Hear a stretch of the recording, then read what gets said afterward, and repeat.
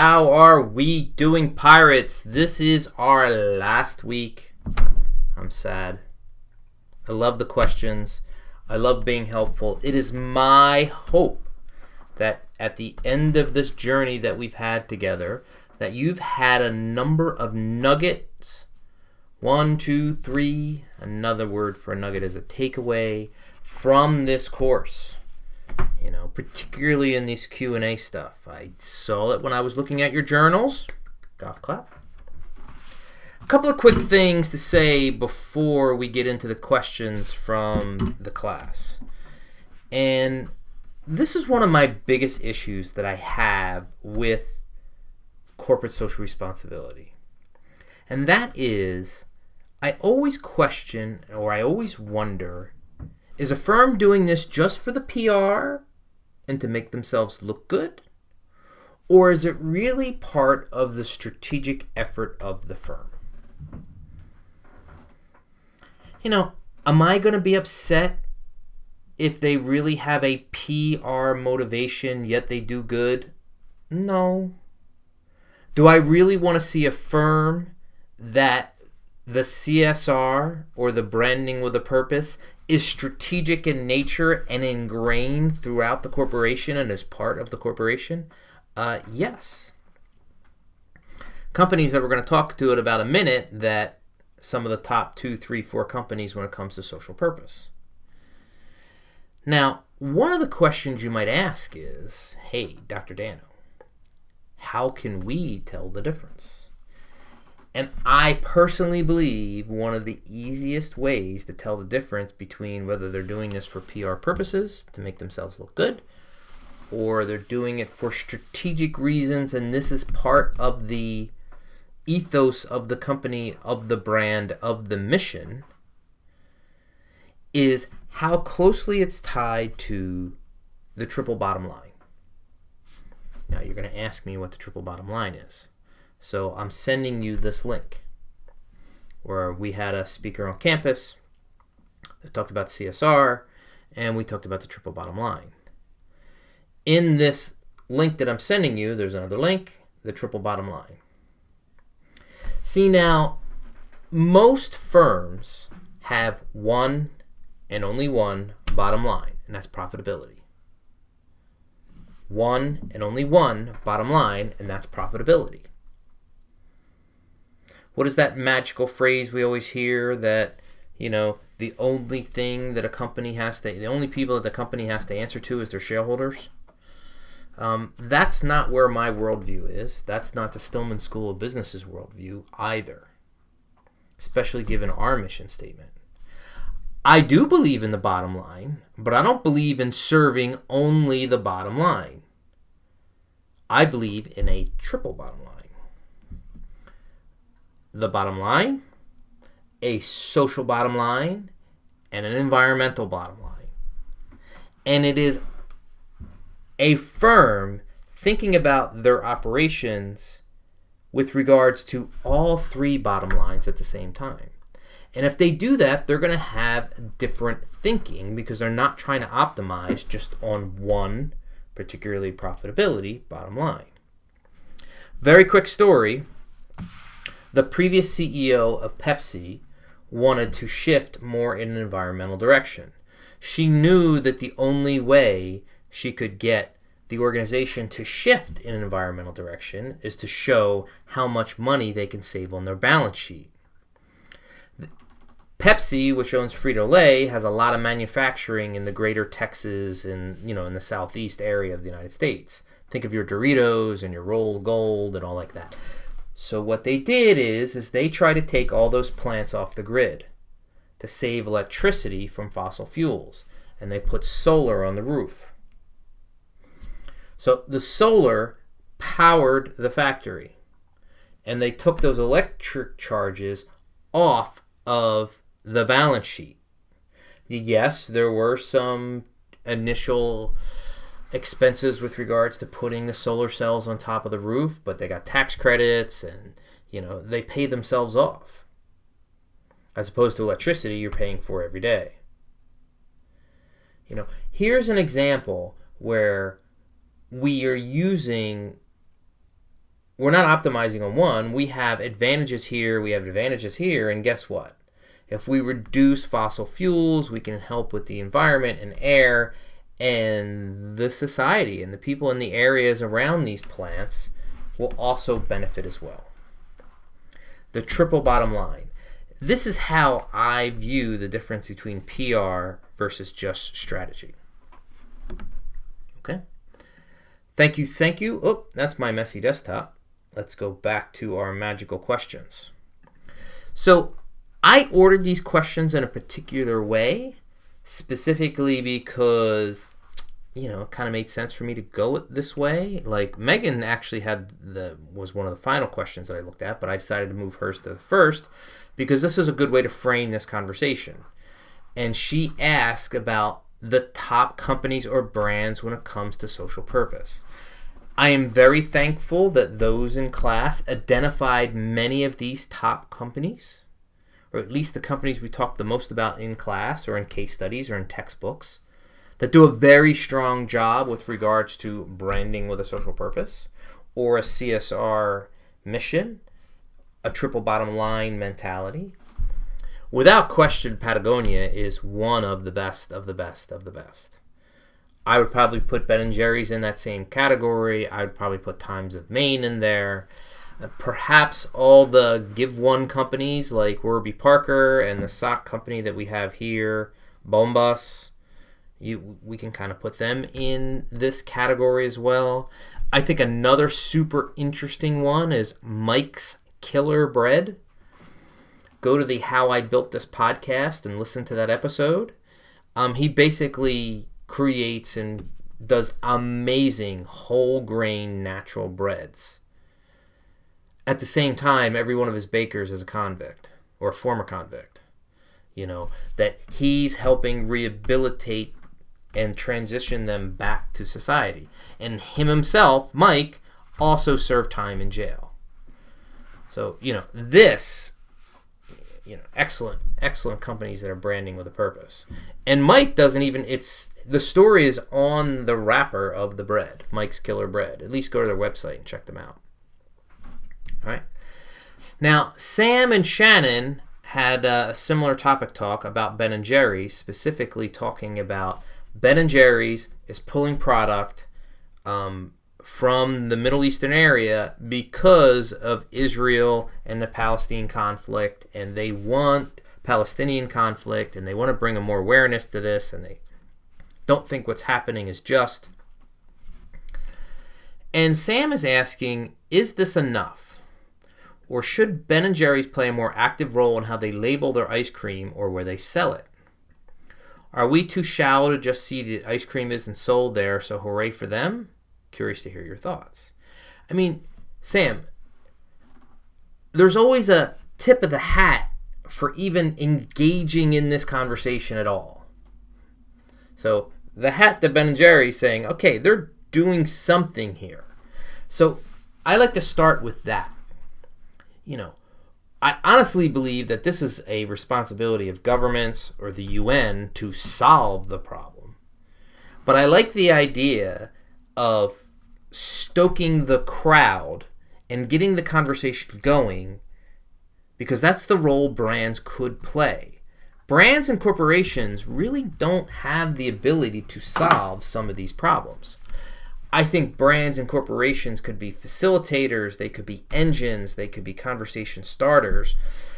But brands and corporations are not governments. They're not governors, they're not senators, they're not presidents, they're not vice presidents. So they don't work for the UN.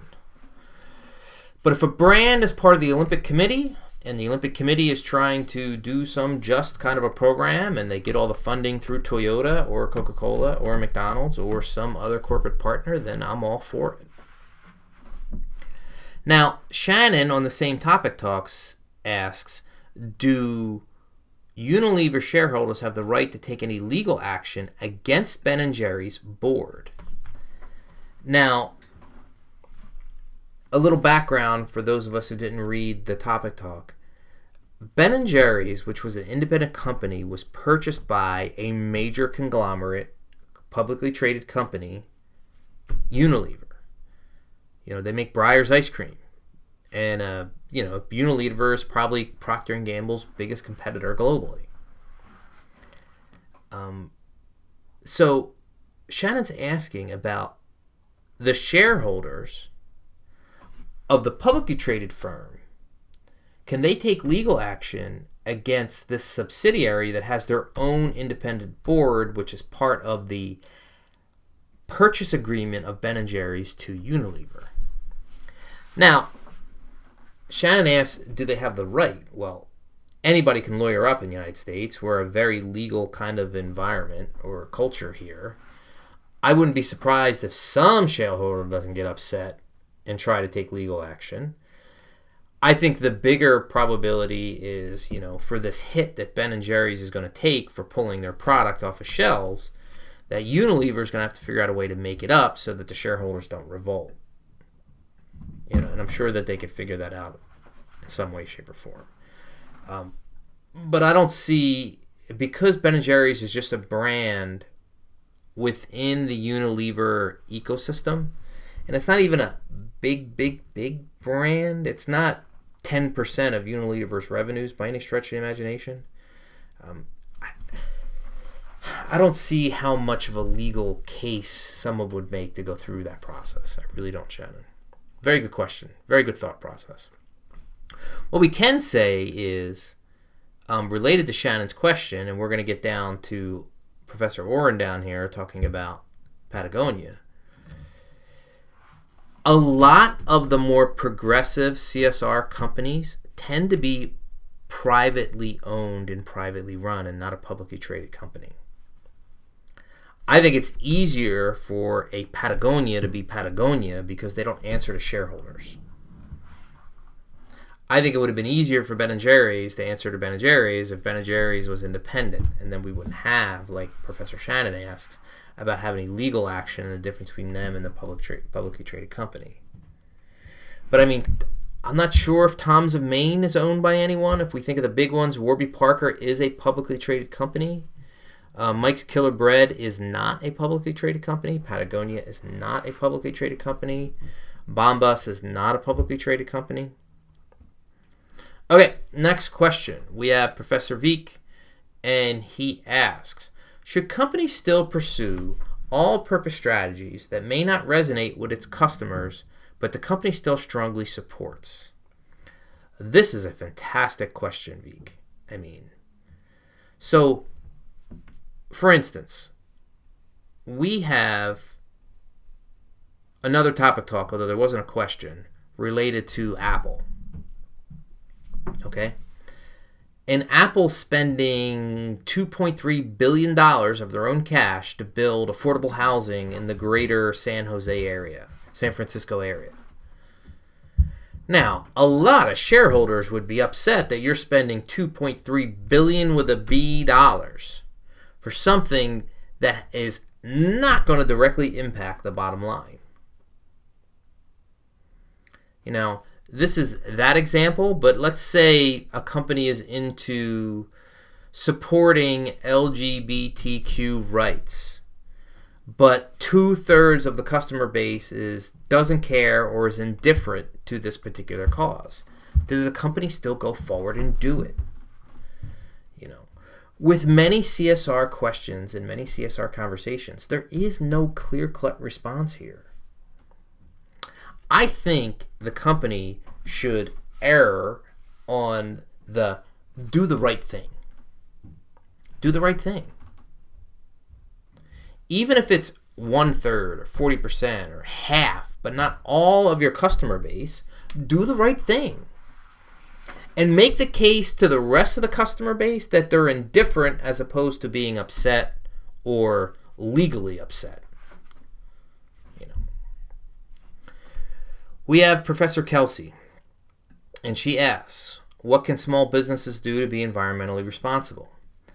And we also have, from Professor Oren, the same small business kind of a slant. So I'm going to answer both of these questions together.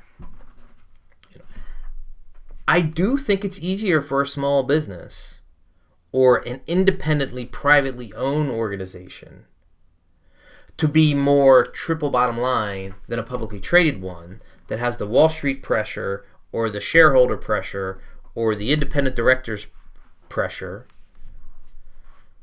Now, Kelsey, from a small business standpoint, something as simple as, even if it's not mandated by your city or your state or your local government, getting rid of plastic bags. Okay? Something as simple as that, getting rid of plastic bags. That is something that's easy for a small business to do, or easier, that has a really strong impact and sends a strong message. And it's a small business thing. Other things that small businesses could do is they could be, a lot of marketing dollars get spent on paper vehicles like mail. Small businesses could go more digital, and they could eliminate a lot of wasteful promo with regards to its environmental impact.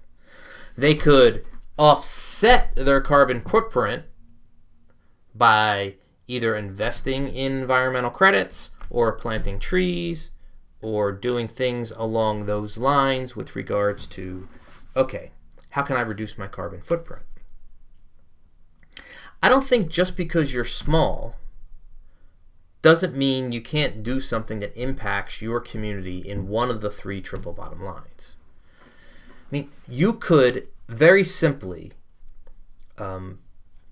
be the town cleanup, be the recycling king, be the leader for maintaining the parks and green space and planting trees and dropping the temperature.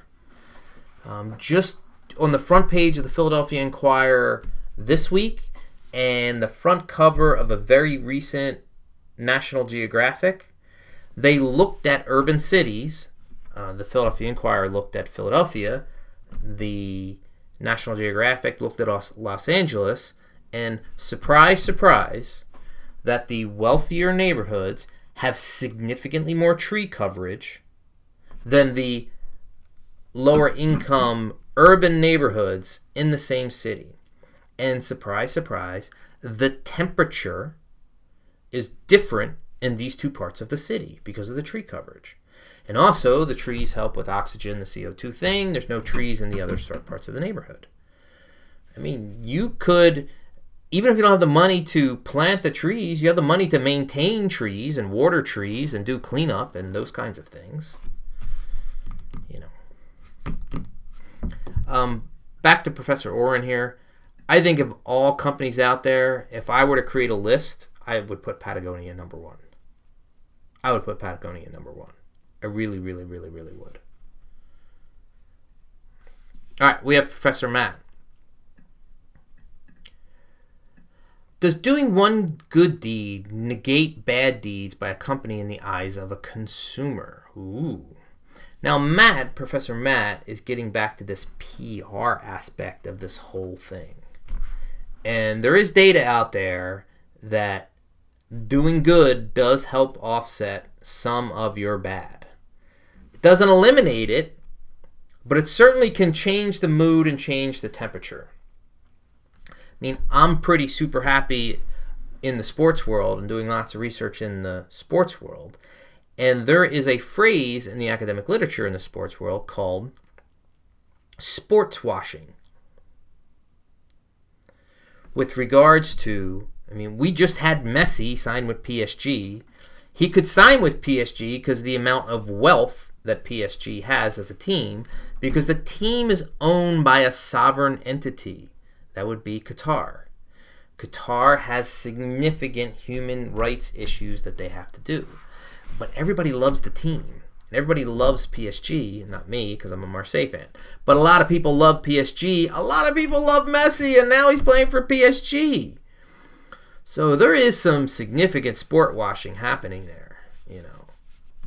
There's no question, Matt, that this is a way that companies think about these CSR efforts. Do you think there'll be more pressure on other large companies to reinvest in communities to help them make successful? I think companies should more have a strategic triple bottom line mentality anyway. They should be involved in their communities anyway. This is where their employees work. This is where their customers are, why wouldn't you do that? You know. All right, we have Professor Ashley. When a company is like social purpose immigrant or a newbie or a neophyte, and the new space of showcasing the social benefit, sorry, we have lots of people trying to reach me. What is the best method for marketing their strategy while also considering their key attributes in the past? Well, the storytelling should come within your crowd. If your crowd is on a particular platform, if your crowd is reading a particular newspaper, if your crowd is only, opted in to your corporate newsletter, it's a function of where your audience is. Right? That is where I would do the storytelling with regards to the social impact. And again, triple bottom line mentality, I'm doing the storytelling not because I need the PR. I'm doing the storytelling because I want to draw the community in to help with the effort. That's the way I kind of look at it. And we're going to wrap up with Professor Kelly, and she asks, from a better way to map brand strategy, this is very much a like module 2 brand positioning conversation, STP. If a new brand is trying to break into a well-established category, like beers or cars, another way to say this, what Professor Kelly is asking, is a highly competitive marketplace that is somewhat zero-sum, meaning the only way I gain market share is to take market share away from existing competitors. It's not a new market where everybody's growing. This is a marketplace where there's very little growth in the marketplace, even if it's a big marketplace like beer or carbonated soft drinks or even the water market or the automobile market. These markets grow in single digits. A good year, it's high single digits, 7, 8, 9%. And a bad year, it's low single digits, like 0, 1, or 2, or 3%. So Professor Kelly's asking, what would you suggest targeting mainstream or unconventional as a spot to start? Well, it's a function, Kelly, of, okay, what is my plan with this brand? If you have a luxury brand, then you need exclusivity, you need a higher price, and that way you're not going towards mainstream. You can't. You can't have a luxury product that's available anywhere you can buy something. That's the antithesis of a luxury product. Think of our first marketing class, not this one, the first one in the MBA program, when we talked about P, P, P, and P. Each of the 4 P's of marketing are not independent of each other. If you have a luxury product, you got to think about the other P's. Higher price, higher quality, there's the other P, and distribution's got to be limited. When we think about unconventional, I'm like, okay, this could be quirky, this could be weird. If we have a luxury product, this might be a way for us to go in. But I think the best way to answer this question, Professor Kelly, is to think about, again, in either your marketing class or your current capstone course or your previous management course, where we talked about Porter and we talked about the various market positions. There's really only a couple marketing positions out there. You're either niche, which is small and nobody wants to bother you. You are low cost, which you're always trying to be the value option out there. If we think of the car market, Honda and Toyota were this position for years and years and years until Kia and Hyundai took it away from them. Right? And now Kia and Hyundai are the value, really decent quality for the price compared to Honda and Toyota. And then you could differentiate yourself in the market. That's the final position. which you have to make the case to a public that you are different and or better. Those are really the only three options you have.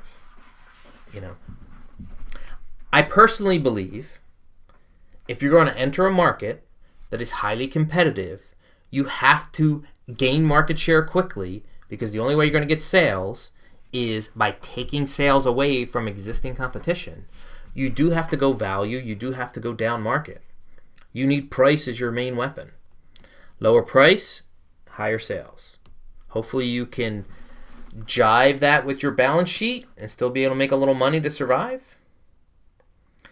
If it's a market that is growing rapidly, but it's not zero sum, you could have a more differentiation premium offering because the whole market's growing. You don't have to worry about price as much. It's easier to do. I would think about the product life cycle of a particular market. Where are we? And then based on the product life cycle of a particular market, I would say, okay, do I want to be niche? Do I want to be value? Or do I want to try to differentiate? And that's the way I would kind of think about this. And after I answer those questions, I would think about this article and the chapter 2, the module 2 conversation of, okay, I'm going to STP, I got to make sure that I'm different and I don't end up like a Volvo, or I don't end up like a Saab that is completely indifferent in the global marketplace for automobiles. Okay? Folks, that's all I got. But that said, I'm a little delirious, as you guys might know. Our class is ending. Almost all the grades are in. But in my head, class never really ends. It really never ends. You know how to find me. If you have questions, find me on LinkedIn, find me on Twitter, find me on YouTube, send me an email. I will happily talk about more nuggets and be helpful in some way, shape, or form.